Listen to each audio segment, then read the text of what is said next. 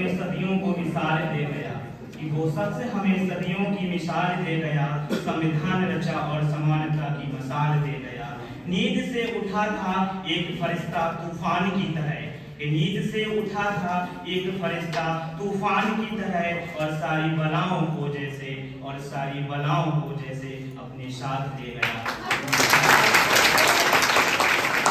संविधान है जो अलग अलग धर्मों व जातियों की भारत की 140 करोड़ की आबादी को एक देश की तरह जोड़ता है। संविधान में देश के सिद्धांत और उसको चलाने के दो तरीके होते हैं। यह संविधान ही है जो हमें एक आजाद देश का आजाद नागरिक की भावना का एहसास कराता है। संविधान में दिए गए मौलिक कर्तव्य जिनका हम सभी को पालन करना चाहिए। आइए दोस्तों, अब हम जानेंगे कि संविधान की जरूरत हमें क्यों पड़ी।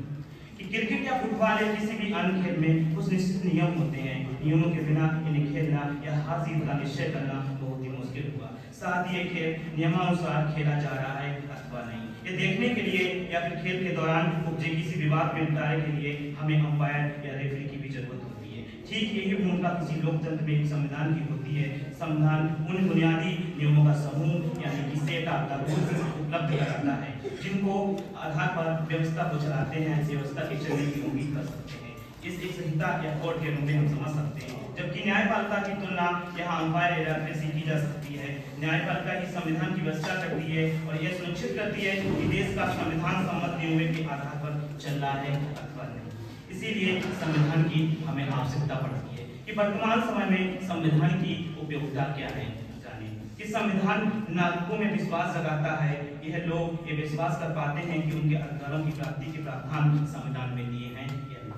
संविधान हमें यह बताता है कि समूची व्यवस्था कैसे काम करेगी। इसके अंतर्गत चुनाव प्रणाली, सरकार का गठन अथवा निलंबन, शक्तियों का बंटवारा, डिवीजन ऑफ द पावर्स, अधिकारों की रक्षा आदि जैसे गंभीर एवं जटिल मुद्दे आते हैं।